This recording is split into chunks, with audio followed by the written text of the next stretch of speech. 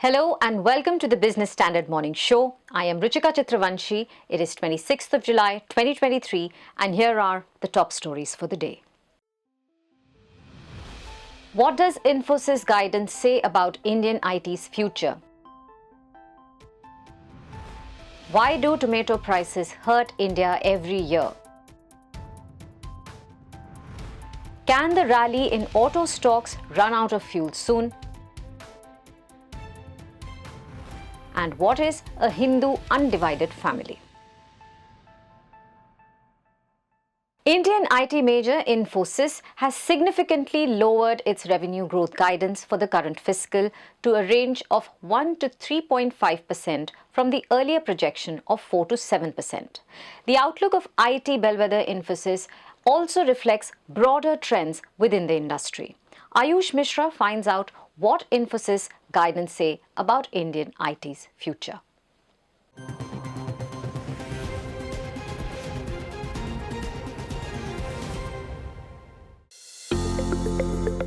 India's second largest software services exporter, Infosys, expects a sharp cut in its full-year revenue growth from the earlier 4 to 7% to 1 to 3.5% in constant currency terms that it projected during the March quarter. Infosys cited a distinct pause or slowdown in some verticals after reporting first quarter net profit that rose 10.9% year-on-year to 5,945 crore rupees. The first quarter performance of top IT services players as well as mid-cap firms has been subdued, reflecting macro uncertainties. The numbers of the top 4 firms shows several misses, hinting at difficult times ahead. So what does Infosys guidance say about Indian IT's future? See, the future is a kind of a broad term. And we cannot say or articulate that or predict that the future is going to be uncertain because of that. What we can say that in the near term, the organizations are becoming more cautious in terms of their spend and in terms of their strategy. And that is where Indian IT services companies will become a little bit more conservative than they were before. But having said so, at this point in time, I can say that most of them are getting good business as well. There is no major cause of concern at this point in time. Yes, the guidance may vary here and there a little bit because of the changing geopolitical situations at this point in time. We need to wait and watch and see that how it is unfolding. The top 4 IT players got some of the best total contract value or TCV signed in the fourth quarter of FY23 as well as the first quarter of FY24. But these are not reflected in the revenue. Tata Consultancy Services signed TCVs worth $10 billion and $10.2 billion in the Q4 FY23 and Q1 FY23, respectively. However, revenue growth in Q1 FY24 was flat or saw a mere increase of 0.3%. Infosys had a similar narrative. The Bengaluru headquartered firm had TCVs worth $2.1 billion in Q4 FY23, but revenue growth for Q1 FY24 was 1.3%. While the numbers do not give a rosy picture of the industry, the commentaries from the management are also unexciting. When asked, K. Krithivasan, Chief Executive and Managing Director of TCS, could not offer a clear response on how long this uncertainty would continue. According to the HDFC Securities report, the current disconnect between growth in bookings and the soft revenue rise is largely due to the impact on discretionary services. An Elara Capital report on Infosys points out the same. Visibility on such deals transitioning to revenue seems obscure because of lower volumes, decision-making delays, and cut in discretionary spending that's likely to continue in Q2 FY24, the report says. Business Standard's Shivani Shinde shares an overview on the future of the sector.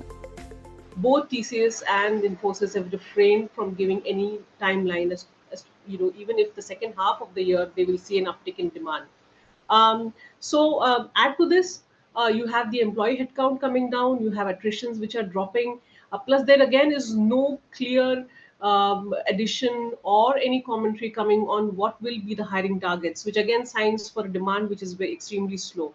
Now, what's happening is also you need to understand here is, yes, they have signed really large TCVs like TCS around $10.2 billion, Infosys is almost 1.7 billion, but these deals are not getting ramped up, or there is an absolute pause in the work that was started supposed to start.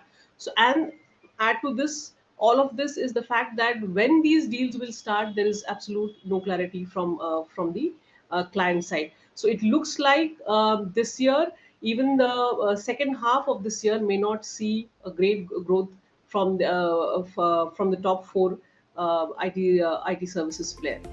Infosys' guidance, along with the subdued performance of top IT firms, points at a challenging future for the sector. The sharp cut in Infosys' revenue growth projections and the impact on discretionary services have raised concerns. However, TCS and Infosys have signed 50 and 80 proof of concept deals respectively in artificial intelligence. It's a potential silver lining for the industry that can impact pricing and margins positively in the coming quarters.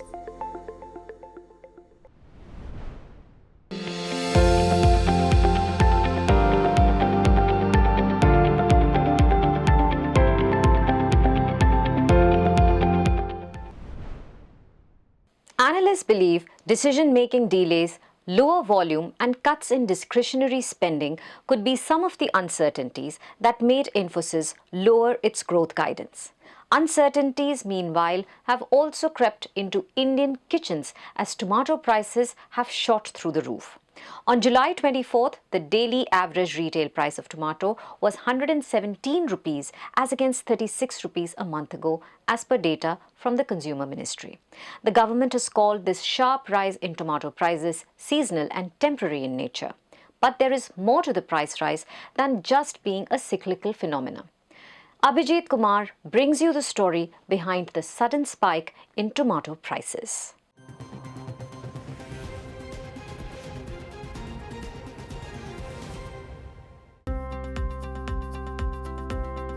It's that time of the year again when tomatoes disappear from Indian kitchens and make headlines across newsrooms.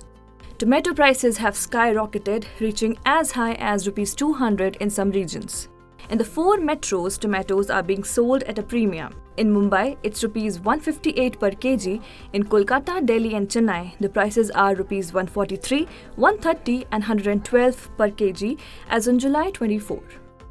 The spike has been so steep that the government announced to offer tomatoes at discounted prices. Tomato production is mainly concentrated in Andhra Pradesh, Madhya Pradesh, Karnataka, Odisha, and Gujarat, accounting for nearly 50% of total production. There are 2 major crops of tomato, Kharif and Rabi.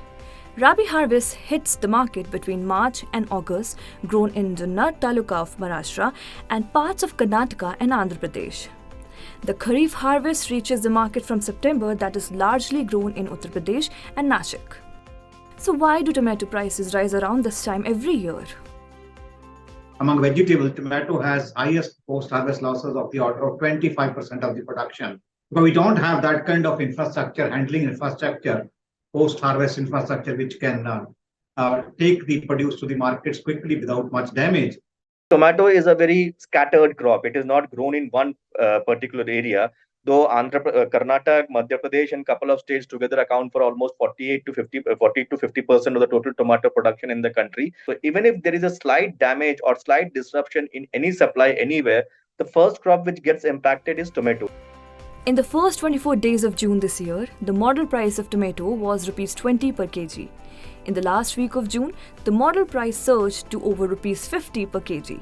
On the last day of the month, it peaked at Rs 100 per kg.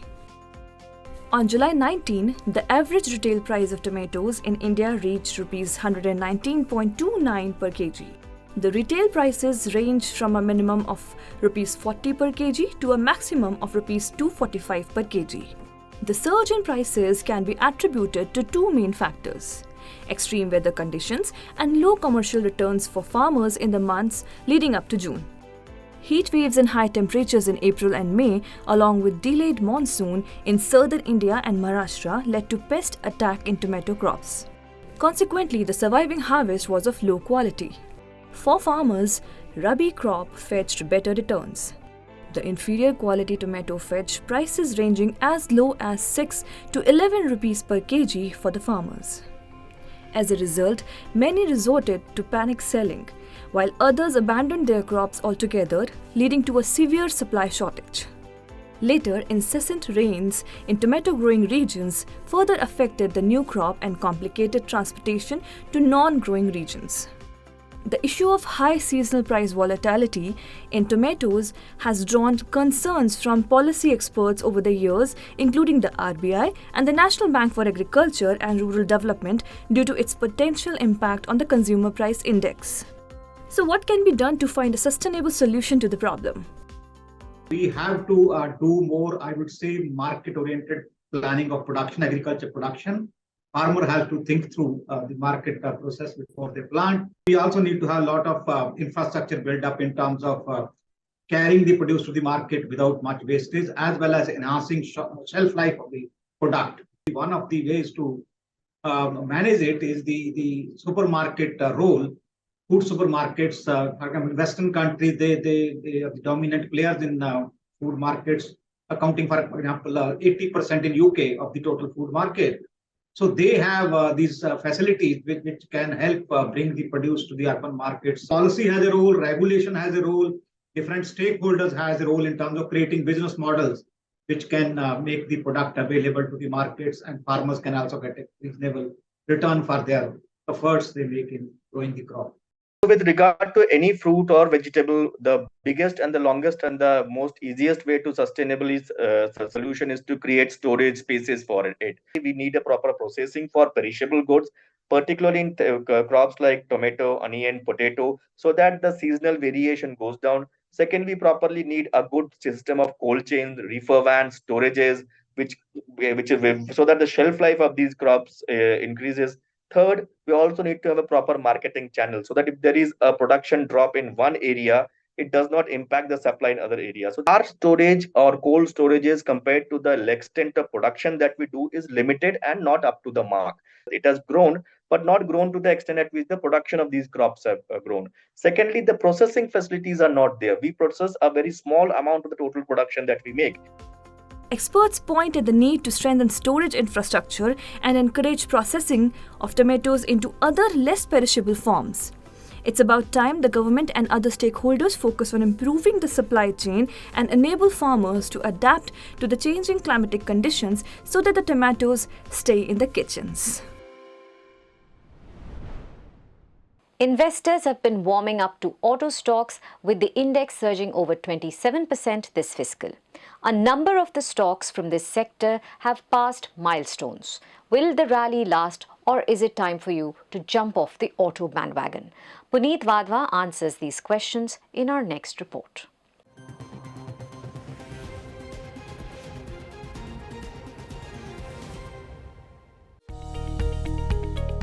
With a gain of over 27% thus far in FY24, the Nifty Auto Index has been in the top gear.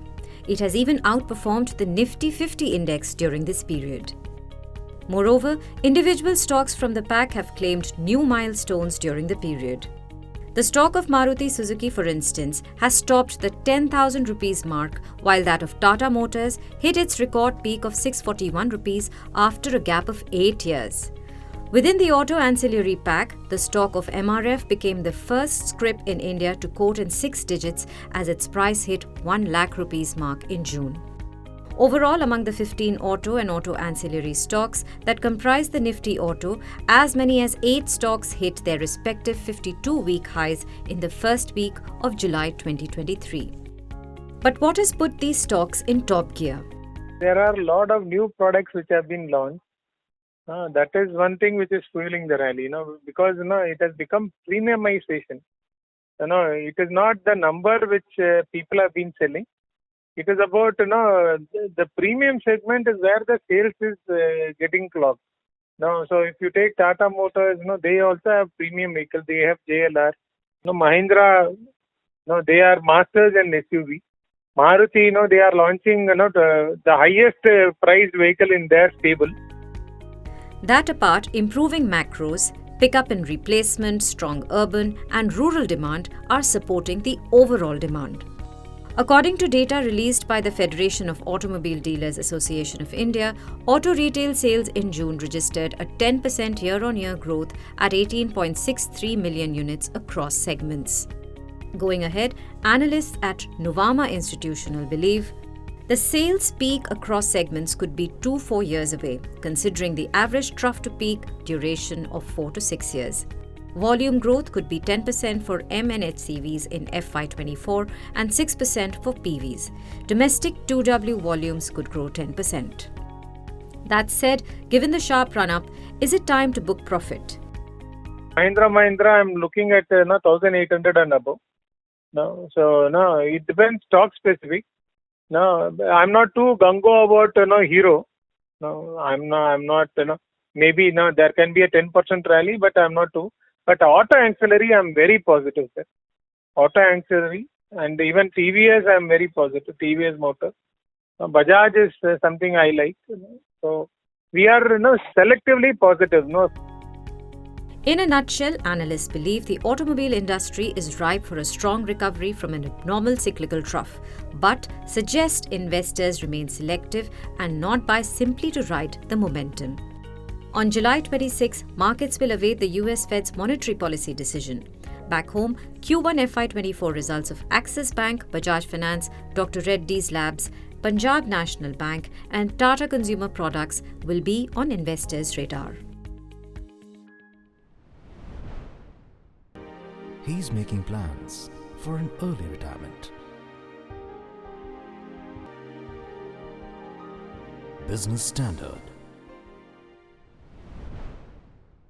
While 8 stocks under the Nifty Auto have hit their 52-week highs, analysts believe investors should hold on as there is more steam left in auto and auto ancillary stocks. Meanwhile, the Law Commission of India is working on reviewing the Uniform Civil Code. This has brought back the debate on how the Hindu Undivided Family will be treated in the case of UCC. But what is Hindu Undivided Family? Raghav Agarwal decodes it for you.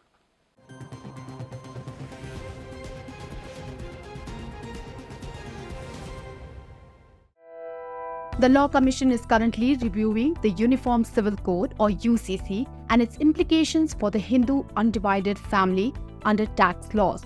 People want to know how the Uniform Civil Code will deal with the tricky question of Hindu Undivided Family. But first, we need to understand what a Hindu Undivided Family is. Under the Hindu law, a Hindu Undivided Family consists of all persons lineally descended from a common ancestor, including their wives and unmarried daughters. It is treated as a person and separately from the family members and has its own permanent account number or PAN for tax purposes. It also files separate income tax returns and enjoys certain tax benefits. In a Hindu Undivided Family, there is a Karta, typically the eldest male member of the family who manages the day-to-day affairs. The other members are called co-perceners. A Hindu Undivided Family cannot be created under a contract. It is created automatically in a Hindu family. Even though the Hindu law does not govern Jain and Sikh families, they are treated as Hindu Undivided Family under the Income Tax Act of 1961. For a family to qualify as a Hindu Undivided Family, it needs to meet 2 conditions. 1, there should be a co-percennership. In simple words, there must be people in the family who have a legal right over their ancestral property. Second, there should be a joint family property which consists of ancestral property and assets acquired with the aid of ancestral property. However, the property obtained by the daughter from the joint family property would be her absolute property and cannot be treated as ancestral. A Hindu Undivided Family is taxed separately from its members. Therefore, deductions or exemptions allowed under tax laws can be claimed by it separately. Families usually use it as a means to build assets. Moreover, the member's personal income cannot be treated as income of Hindu Undivided Family. Also, Stridhan is the absolute property of a woman, and the income arising from it is not taxable as income of Hindu Undivided Family. Under Section 10(2) of the Income Tax Act 1961, any sum received by an individual as a member of Hindu Undivided Family out of the Hindu Undivided Family income is not to be included in her total income. This lowers the tax burden of the individual. The benefit of statutory tax planning is not available to taxpayers for other religions like Muslims, Christians, and Parsis. The Justice Wanchu Committee report of 1971 explicitly stated that the institution of Hindu Undivided Family was being used to avoid tax. In 2018, a Law Commission consultation paper declared it is high time that it is understood that justifying this institution on the ground of deep-rooted sentiments at the cost of the country's revenues may not be judicious. With the UCC, it remains to be seen how the issue of HUF and its tax provisions will be treated.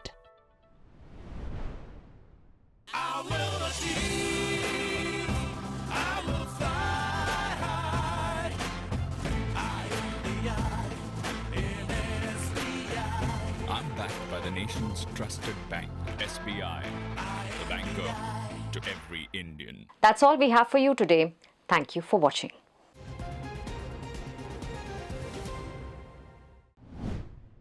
If you like this video, share it and subscribe to Business Standard. For more news, views and insights, log on to www.business-standard.com. Do also follow us on YouTube, Twitter, Facebook, Instagram, Telegram and LinkedIn.